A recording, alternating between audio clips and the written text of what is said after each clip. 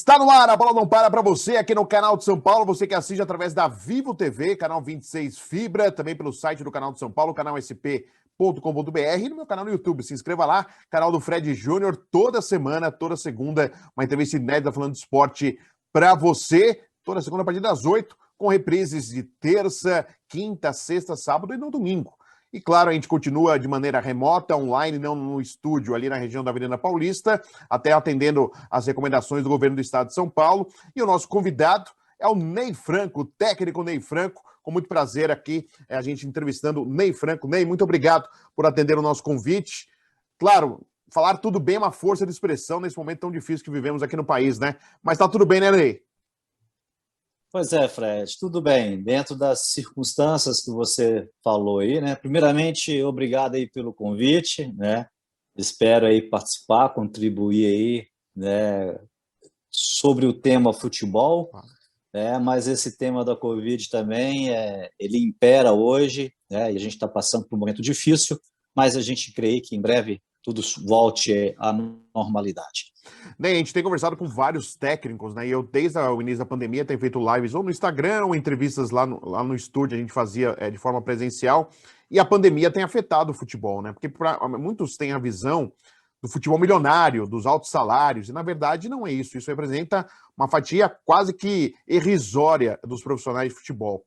E eu queria que você falasse um pouquinho sobre isso. Como que você observa como profissional da bola e como treinador? Porque a gente sabe que a cada dia essa função de técnico, a concorrência está cada vez mais difícil, né? Para você voltar ao mercado, para você conseguir um trabalho. E a pandemia vem atrapalhando isso, porque os clubes, nesse momento, os menores, né, acabam cortando jogadores, demitindo treinadores. A gente percebeu muito isso ano passado, técnicos sendo demitidos na pandemia, sem explicação, inclusive, infelizmente. Como que você vê esse momento e a dificuldade, que até se passa para o público em geral que o futebol é milionário, mas não é verdade, né, Ney?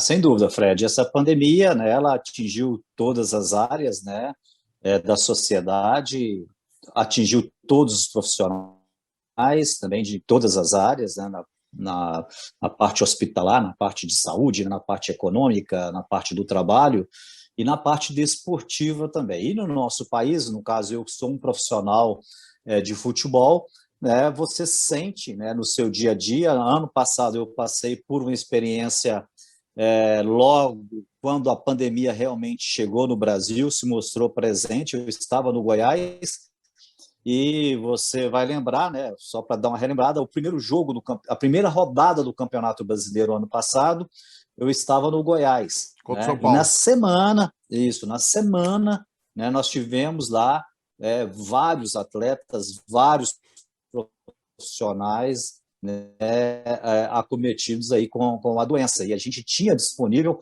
apenas 13 jogadores para entrar dentro de campo. Então, como foi a primeira vez que aconteceu isso, né, um caso único, tudo era inédito para todo mundo, né? Então teve um corre-corre, né, do nosso lado, em termos desportivo, né, e também querendo cuidar da saúde das outras pessoas de envolvimento ali. A gente teria um confronto com São Paulo, a gente pediu o adiamento da partida, né, e era uma partida com um grau de dificuldade enorme para ser adiada, que era um jogo de 4 horas da tarde, um jogo aberto, né, da Rede Globo, mas houve o bom senso da CBF, né, das pessoas ligadas, e aquele jogo ele foi cancelado. E aquilo foi o primeiro caso, assim, realmente que chamou a atenção, né? E você, como profissional no meio disso tudo, né, por você nunca ter passado por isso, a sua programação do dia a dia ela vai sendo mudada, né? Você vai ter que se adaptando o tempo todo, né, com as soluções que outros clubes vão tomando e que você também vai tomando. Você fica o tempo todo também dependente também, né, das federações, das confederações, né, atendendo também a questão da saúde. Então, ano passado foi um início de Campeonato Brasileiro muito tumultuado, muito difícil, e logicamente que várias equipes, né, além da questão econômica, sentiu muito, e isso hoje, né, nítido hoje, o reflexo hoje na parte econômica dos grandes clubes. Logicamente também que foi um ano que a qualidade técnica ela caiu muito, e realmente os treinadores sentiram muito, porque você sempre trocava muito de times de uma partida para o outro e tinha que o tempo todo conviver, né, com essa possibilidade de ter no grupo, né, você ter a proteção do seu elenco, mas a todo momento você tinha ali 2, 3, 4 jogadores infectados, até componentes da comissão técnica. E a gente custou se adaptar a isso, aliás, até hoje, embora a gente tenha protocolos seguros, né, ainda a gente está nesse momento de adaptação para que a gente possa aí, né, exercer a nossa profissão. Com certeza. E Ney, como você tem observado essa mudança que a CBF coloca para o Campeonato Brasileiro em relação aos treinadores, né? Troca, os clubes só podem trocar de 2 treinadores, né? Sendo que se passar do segundo treinador, o outro profissional que for seria o terceiro técnico, né? Teria que estar no clube há 6 meses, pelo menos, para poder assumir a função. Eu venho acompanhando há um bom tempo sobre a regulamentação da Lei Caio Júnior, algo que os técnicos lutam muito para ter os seus direitos, o registro do seu trabalho na CBF, nas federações, e a gente percebe a dificuldade que está sendo com essa aprovação, regulamentação em Brasília. Você acha legal isso, é importante para os técnicos, ou era mais importante oficialmente regulamentar, através da Lei Caio Júnior, vocês terem mais segurança? Ajuda um pouco, não ajuda? A CBF sempre meio que colocou uma dificuldade para registrar os contratos dos técnicos. Como que você observou essa mudança que a CBF coloca para o Brasileirão desse ano? Ô Fred, eu acho que é uma iniciativa válida, acho que é um primeiro passo de reconhecimento, até de atendimento, no mínimo olhando para a classe dos treinadores, né, do futebol brasileiro, né? Então, eu acho que é interessante a decisão, logicamente que não é uma decisão que a gente, né, gostaria, mas também, né, é um primeiro passo, né? Acho, né, que essa decisão da CBF ela vai ser benéfica tanto para o treinador como para os clubes e para os dirigentes também, né? Então, essa definição de apenas 2 trocas, né, ela pode, em alguns momentos, inibir, né, esse alto índice, né, de dispensa de treinador que a gente tem na nossa cultura do futebol brasileiro, né? E acaba, além de proteger um pouco o treinador, ele acaba protegendo também o clube até um diretor, porque se o clube já está no segundo treinador, né, por mais a própria torcida, né, a mídia também vai auxiliar muito nisso, a própria torcida vai cair num entendimento que não tem como mais trocar o treinador, né? Então não vai ter mais aquela pressão em cima de uma diretoria, de um presidente do clube, que em alguns momentos, né, essas decisões do diretor ou do clube, ela em alguns momentos ela é influenciada pelo, né, ali esse apelo do torcedor, o que sai na mídia, isso influencia muito em alguns momentos na decisão. Então eu acho que essa cobrança numa diretoria, principalmente na segunda mudança, ela vai ser um pouco menor, porque todo mundo vai entender o conceito e está normalizado isso, né? Então, não adianta mais ter aquela cobrança da troca. Então, eu acho que pode melhorar um pouco a situação para os treinadores, né? Agora, poderia ter emendado um pouquinho, né, essa questão também do recebimento, né? Porque tem treinadores que saem do clube e fica aí, de repente, 5, 6 anos para receber o que é devido. Acho que poderia ter tido um salto aí nessa negociação, que o clube poderia contratar um outro treinador, né? Se realmente estivesse também em dia, com salários em dia do treinador que está saindo, né? Porque nós somos profissionais, a gente trabalha e tem alguns momentos que a gente sai do clube e, né, na maioria das vezes você faz o acordo, alguns clubes cumprem, né, bem esse acordo e outros clubes você tem até uma dificuldade depois,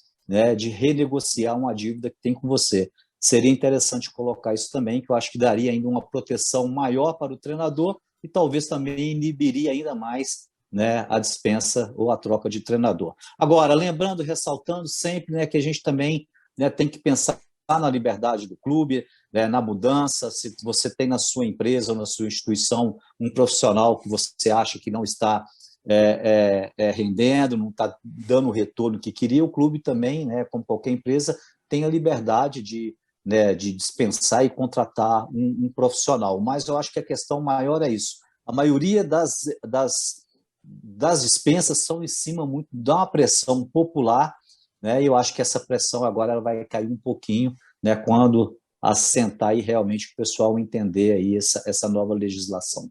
E você acha que também, Ney, o dirigente vai ser mais criterioso ao contratar? Porque às vezes a gente vê que eles contratam um técnico que fez um bom trabalho num outro time, mas que às vezes não atende à filosofia do clube. Aí ele chega no clube e não consegue fazer o mesmo trabalho, e às vezes acontece, pode acontecer, ele não ter dado certo, o casamento não dar certo naquele momento, mas você acha que o dirigente vai pensar melhor para contratar, para não contratar errado? Porque muitas vezes a gente vê clubes aí que caíram aí para a segunda divisão, tiveram 4, 5 técnicos na mesma temporada.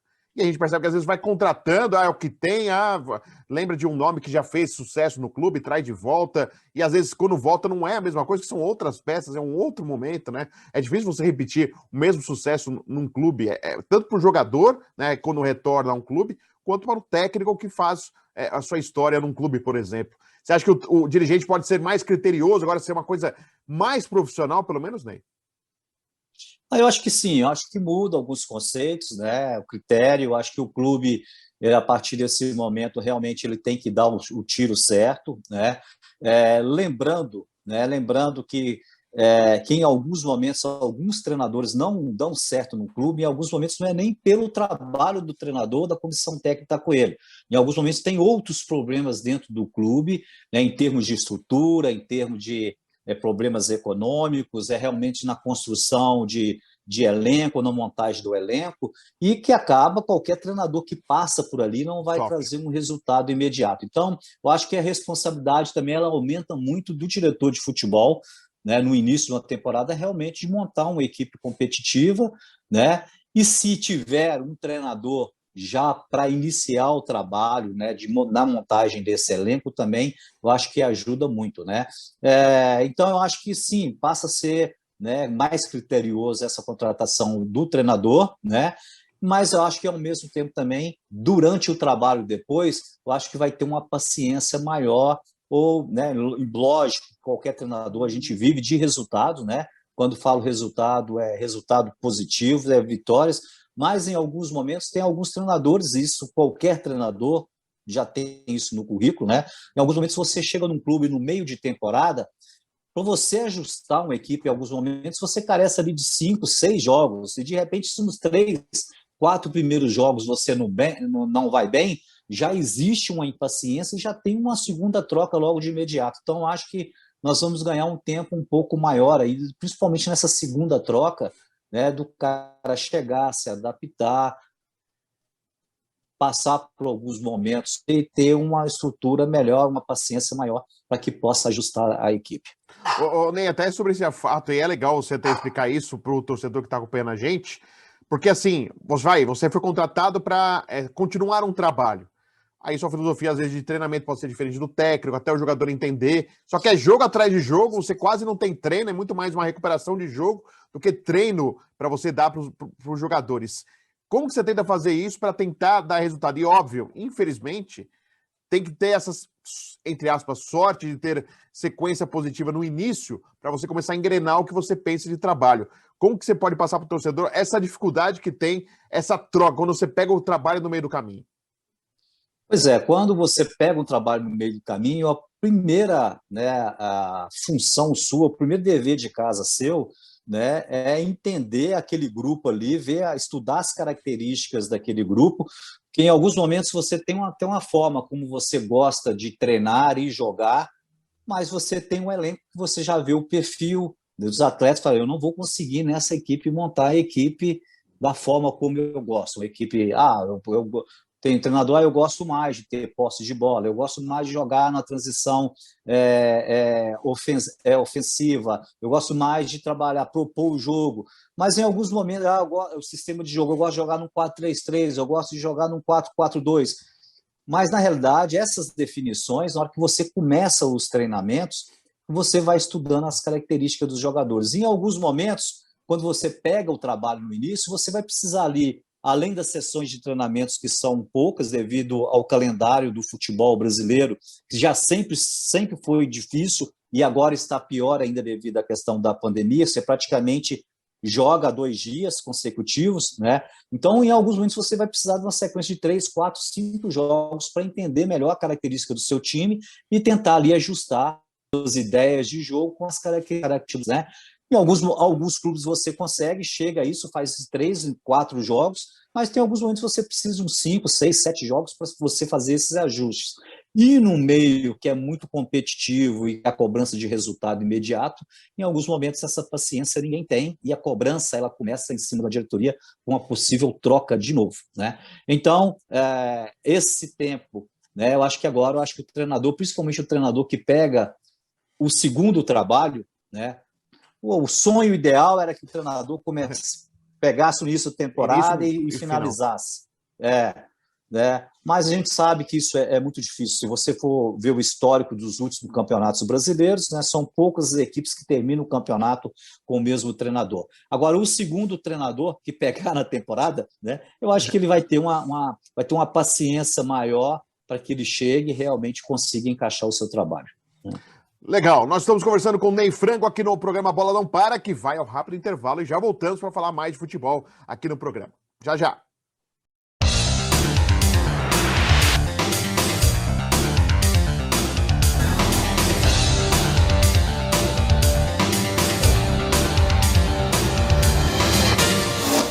Eu tô aqui no decorado do Versa Brooklyn. Vem pra cá, o senador Milton Campos 175. Eu tô ao lado do Piquet, da Camargo Correia. Fechando com ele, o que ganha fechando um negócio com você, Piquet? Fechando negócio comigo, Piquet, da Camargo Correia, você ganha um final de semana na pousada Flores do Lázaro, em Ubatuba, praticamente pé na areia. Ah, eu tô com a minha família, eu quero 3 dormitórios.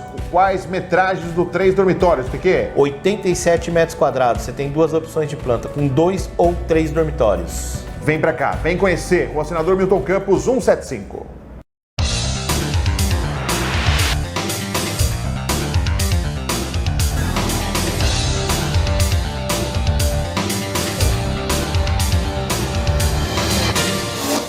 Está de volta, a bola não para aqui no canal de São Paulo, através da Vivo TV, canal 26 Fibra, pelo site do canal de São Paulo, canal sp.com.br e também no canal no YouTube. Se inscreva lá, canal do Fred Júnior, toda semana uma entrevista inédita falando de esporte para você. Hoje nosso convidado, o técnico Ney Franco, estamos falando aí da carreira de técnico, né? Essas dificuldades que tem na pandemia, fora da pandemia, essa proteção agora que a CBF parece agora buscar e dar ao treinador neste Campeonato Brasileiro, essas importâncias para valorizar ainda mais o trabalho do técnico, porque a gente sabe, né, Ney Franco, sempre estoura a corda pro treinador, né, não tem jeito, acaba estourando muito pro técnico, né, e às vezes você chega, e você já citou isso no primeiro bloco, você chega num grupo, claro, você tem a informação de um ou outro jogador, você já conhece alguns que você já trabalhou, mas aí você chega lá na convivência, você percebe, não tá legal aqui, não tá legal ali, a diretoria também ao mesmo tempo te passa uma coisa e acontece outra, e aí você vai tendo que lidar e gerir, né? Eu acho que esse trabalho do técnico hoje não é só pensar no treino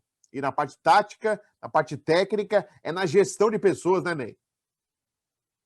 Esse trabalho de gestão de pessoa, né, que a gente entra lá no lado do comportamento humano, né? Você chegar dentro do elenco, perceber logo, né, aí você sai um pouquinho da parte técnica e tática do jogo, você perceber a característica dos profissionais que estão trabalhando com você, a personalidade desses atletas, quais são os sonhos desses atletas, quais atletas realmente estão envolvidos com o trabalho do clube, quais atletas que você percebe que estão apenas usando o clube apenas como uma ponte para uma possibilidade melhor depois, jogadores da base, jogadores veteranos que já eram para ter parado e ainda estão jogando. Então, quando você chega no clube, você tem vários detalhes coletivos para serem resolvidos e algumas questões individuais também, né, que você tem que trabalhar para que você possa criar uma harmonia, né, o mais rápido possível, né? E isso tudo sendo desenvolvido, né, dentro de treinamentos, dentro dos jogos, onde vem a cobrança por resultado. Quando você consegue, né, o mais rápido possível identificar quais são as virtudes desta equipe, o que tem que ser melhorado, e depois levar para dentro do campo e promover treinamentos com qualidade, quando você consegue fazer isso com uma velocidade maior, você começa a ter resultados positivos. E aí, lembrando o tempo todo, né, que a gente está muito treinador, ele também fica muito dependente, né? Vamos colocar qualquer treinador, independente da sua experiência, da sua qualidade, praticamente todo treinador ele é muito dependente da qualidade dos jogadores que eles têm na mão, da sua qualidade técnica, da qualidade de entendimento tático, de jogadores bem fisicamente e realmente jogadores envolvidos emocionalmente com a proposta, né, do jogo, com a proposta do clube, entendendo as competições que tem dentro da temporada, se é uma equipe de Série A, como disputar um campeonato de Série A, se paralelamente estiver disputando uma competição de mata-mata como Libertadores, Copa do Brasil, Sul-Americana, saber, né, lidar com essas competições simultaneamente. Tudo isso é um trabalho de treinador que, quando ele pega no meio da temporada, ele tem que ajustar essas pontas o mais rápido possível para montar uma equipe competitiva. Ney, como que você vê, quando surgiu a Lei Pelé, foi muito elogiado, né, em relação aos atletas, de ele ter uma proteção maior, ter um respeito maior ao trabalho dos atletas. Como que você vê hoje a avaliação de alguns treinadores, a gente conversando, né, tanto tempo aí, a gente fazendo cobertura de clubes, né, e acompanhando o futebol, que ao mesmo tempo que ajudou, aí veio os empresários, que é algo que também é o bom, é o mal necessário, entre aspas, né, para o jogador é importante, mas o empresário às vezes também, o jogador que já é logo cobrado pelo técnico, já liga para o empresário, já quer sair do clube, cria aquela fumaça toda, e alguns jogadores que sentam no contrato. O cara faz um contrato longo e para ele tanto fez, tanto faz. Se é titular ou reserva, ele sabe que tem um bom contrato e aí perde um pouco o lado motivacional, né? Você percebe isso que acontece? Claro, isso não é uma regra, mas a gente vê alguns jogadores que tem potencial, tem qualidade, mas que parece que às vezes sentaram no contrato tão tranquilos. E outros, né? A gente aumenta o tema aqui, o leque, que desde a base tem um ótimo contrato e perde a gana de conquistar, a gana de vencer. E quando chega ao profissional, não consegue, às vezes, render o que se espera do garoto. Queria que você falasse um pouquinho dessa... Que cai na mão do treinador, né, tudo isso. Né? Fred, é uma pergunta interessante. Eu vejo o futebol ele mudou esse comportamento do atleta e também até as comissões técnicas tiveram que se readaptar, né? Antes da Lei Pelé e depois da Lei Pelé. Né? Então, antes da Lei Pelé, o clube ele tinha um domínio total pelo jogador que você, da comissão técnica, qualquer treinador, né, você poderia chegar dentro do clube, colocar sua de treinamento, cobrando da forma mais ríspida possível, né? Além dos treinamentos com qualidade, né, em alguns momentos os jogadores eles tinham por obrigação praticamente de obedecer uma cartilha, né? Antes da Lei Pelé. Então, se o cara fizesse um contrato com o clube de 5 anos, ele só sairia desse clube, né? Depois de finalizar o contrato. Mesmo assim, tinha uns contratos de gaveta. O jogador formado na base, ele ficava eternamente num clube se o clube não o liberasse para um outro clube, né? Se não fosse interesse do clube. E a gente tem vários exemplos de jogadores da base que deixaram a profissão no meio do caminho por causa disso. Estava num clube 5, 6 anos sem ter oportunidade, estava no clube desde 12, 13, 14, 20 anos, dava 20 anos, não era usado na equipe principal e o clube também não liberava esse atleta para ele seguir a vida dele, e vários atletas foram perdidos por causa disso, né? Então, eu acho que a Lei Pelé ela veio, eu acho que ela foi benéfica, né? Só que aí mudou o perfil, né?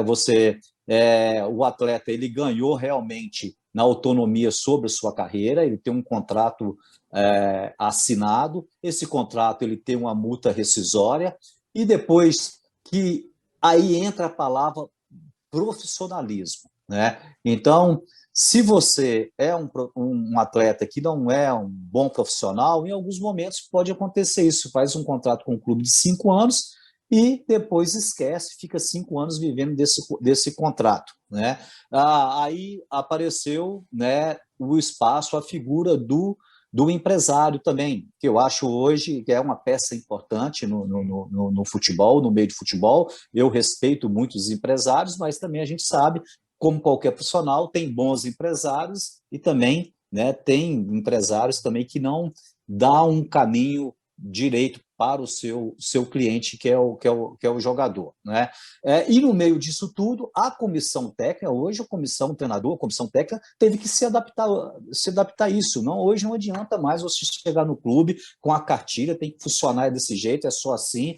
Hoje você tem que ter, né, em alguns momentos, trabalho de persuasão coletiva, individual, para tentar botar todo mundo, remar pelo mesmo caminho, deixar em alguns momentos essas questões individuais, né, em prol, né, da coisa mais coletiva, em prol do clube, mas é um trabalho muito difícil. Hoje, realmente, o jogador, qualquer atleta, está num clube, se ele está insatisfeito, porque está no banco, não está sendo relacionado para o jogo, em alguns momentos, né, ele provoca uma ida para um outro clube ou simplesmente se acomoda, né, e realmente não luta em alguns momentos para conseguir um espaço dentro do campo, treinando, entrando dentro dos jogos, e em alguns momentos ele se esconde até nesse contrato. Mas a gente crê, né, que já existe um trabalho hoje na base, né, eu acho que aí está o caminho, realmente para a conscientização desses atletas, né? Outro detalhe também, os clubes brasileiros, né?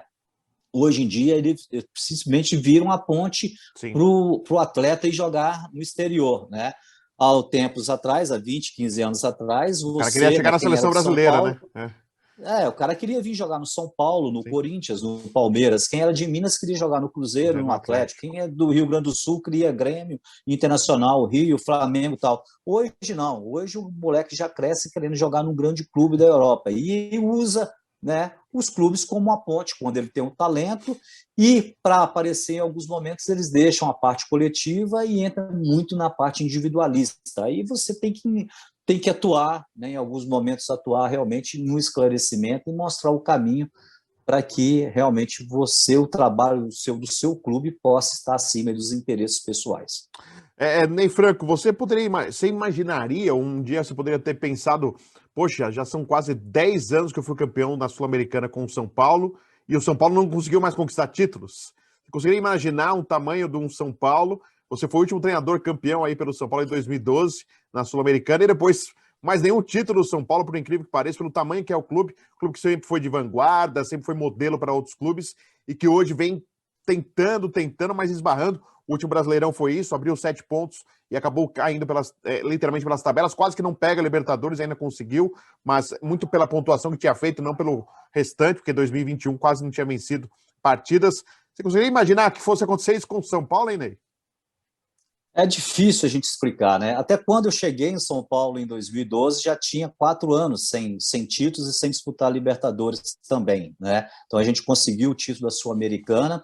E o que mais impressiona, né, depois da minha saída, é que a gente está falando de um clube que tem uma baita de uma estrutura, né? Tem torcedores, né, que quando solicitados, jogos do Morumbi, sempre lotou o Morumbi, sempre empurrou a equipe, né?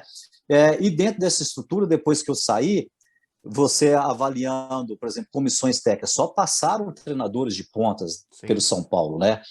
Paulo Autuori, já campeão mundial, o próprio Muricy voltou como treinador, né? Aí o São Paulo investiu em alguns treinadores Osório, estrangeiros, Bausa, que vieram, né? E como eu falei de jogadores, né? São treinadores que na hora que também ficaram evidências, deixaram o clube. A gente fala muito do clube mandar o treinador embora, né? Tem o outro lado também, as experiências que o São Paulo teve com o treinador estrangeiro e agora também o Flamengo com 2 treinadores estrangeiros também, e o Inter agora também, né? Na hora que estavam em evidência, deixaram o clube e saíram, né? Bom, mas voltando. Então, o São Paulo teve grandes treinadores, né? Nos 2 últimos anos investiram alto em termos de contratação, né? E é difícil você explicar, né, essa falta de títulos, né? Se você fala que a falta de títulos só de um campeonato brasileiro, né, pode passar batido, que realmente é uma competição muito difícil. Sim. Mas a gente está incluindo aí campeonatos, né, como o campeonato regional, a Copa Sul-Americana, a própria Copa Libertadores. Copa do Brasil que ainda não conquistou na história, né? A Copa do Brasil, assim, a gente tenta achar explicações, né? Mas é difícil, né? Porque a gente sabe que é um clube que tem uma estrutura, né, nos últimos 2 anos, né, na minha época até que não investiu muito, não estava muito bem de dinheiro na época que eu trabalhei lá, tanto que a gente disputou uma Libertadores sem montar uma equipe forte para a Libertadores. Mas a gente vê que nos 2 últimos anos agora teve um aporte financeiro enorme do São Paulo e não conseguiu os títulos, né? E a gente sabe que quem acaba no final sofrendo realmente é o torcedor do clube, né, de um grande clube, que tem uma história bonita em relação a títulos. Ô, Ney, até você tocou no assunto, e técnico estrangeiro, a gente percebe alguns vendo com ressalva, outros que é importante ter essa troca. A gente sabe que o brasileiro está cada vez mais difícil, né? Outros centros, por exemplo, o brasileiro trabalhava muito em Portugal. Hoje os portugueses que estão vindo aqui trabalhar no futebol brasileiro. Como que você tem observado essa dinâmica agora com os técnicos estrangeiros no Brasil? Não, eu sou totalmente adepto e a favor do mercado aberto, né? Da gente receber treinadores estrangeiros, jogadores estrangeiros, né? E a pena nisso tudo é que lá fora, né, os treinadores brasileiros, eles são marginalizados, né? Existe um conceito enraizado na Europa, no mundo, que no Brasil só se ganha títulos porque que tem o talento, Sim. né? Quando isso é uma inverdade. Aqui nós temos grandes talentos que foram revelados porque passaram em boas escolas na preparação, né? Eu digo o seguinte: se o Zagallo, se o Parreira, se o Filipão, se esses treinadores fossem treinadores europeus, o que teria de literatura escrita sobre esses caras era impressionante, principalmente o Zagallo, Sim. né? Só que a gente está num país que a gente não tem essa cultura, né? De ter a literatura escrita aqui, né? Tanto poderia ter treinadores escrevendo, próprios jornalistas, né, da área esportiva, né? Hoje lá na Europa, um treinador novo de 35 anos que se ele ganhar uma Champions já tem livro, assim, tem 10 especial livros, na TV, não tem. Já tem especial, tem tudo. Aí você vê que não existiu isso com o Zagallo, não existiu isso com o Parreira, e não existe para os treinadores que foram campeões aqui recentemente brasileiros, né? Tele Santana, né? Se o Tele Santana fosse um treinador europeu, ele teria a mesma grife que tem um Cruyff, que tem, né, todos esses treinadores lá, os treinadores ingleses, que ficavam 15, 20 anos dentro de um exatamente, né? Então faltam, né? Acho que em alguns momentos a gente conseguir quebrar essa barreira, esse conceito que foi criado, e infelizmente esse conceito também agora ele se ampliou internamente, né? Internamente hoje, né?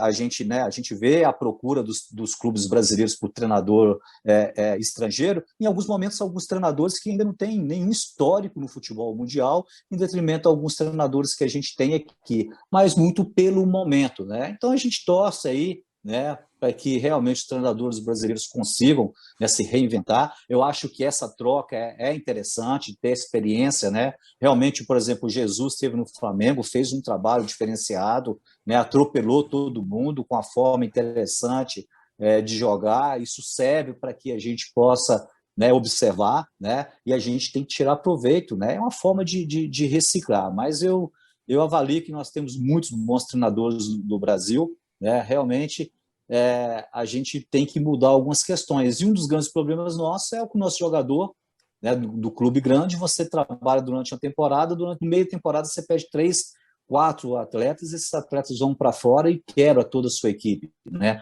Os nossos jogadores vão para fora com 18, 19, 17 anos, vão embora o talento, e a gente, né, trabalha em alguns momentos num clube realmente que tem que trabalhar muito essa parte técnica, essa parte tática, porque você sempre trabalha em clubes que tem um torcedor e você tem uma responsabilidade enorme por resultados. Ney, e agradecendo a sua participação aqui no programa A Bola Não Para, você citou cultura, eu sei que você é um cara que gosta muito, né? A música te serve, você que já mostrou seu talento musical, a música serve para você nesses momentos da pandemia, Ney Franco? Sem dúvida. A música ajuda e me ajuda muito. Cara, você ficar em alguns momentos, né, confinado, né? Eu, graças a Deus, hoje eu tenho uma condição de ficar em casa, atender todas essas medidas que são solicitadas para a não disseminação da Covid, né? E, logicamente, se eu não tivesse essa condição, estaria também buscando meus direitos para ir para a rua, buscar os meus, né, a minha condição de tratar a minha família. Agora, nas duas situações, com certeza, né, a música sempre está presente, né? Então, estou dentro de casa, nos meus momentos aqui de folga, estou trabalhando, vendo jogo, ajudando, tendo essa oportunidade agora de ficar com minha esposa, os meus filhos, né?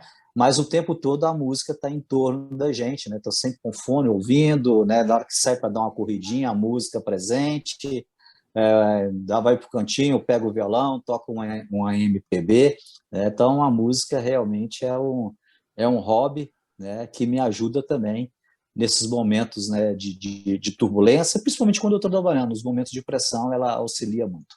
Com certeza. Ney Franco, prazer mais uma vez falar com você. Muito obrigado por participar aqui do programa Bola Não Para. Espero falar mais vezes aí com você. Agora, tomara rapidamente você consiga já voltar ao campo de trabalho, voltar a trabalhar, que é um treinador importante aqui no futebol brasileiro. Um grande abraço, viu, Ney? Abraço, Fred. Prazer falar com você. Falamos então com o Ney Franco, nosso convidado aqui no programa Bola Não Para, que volta semana que vem com mais uma entrevista inédita para você aqui no canal de São Paulo e no meu canal no YouTube. Até lá!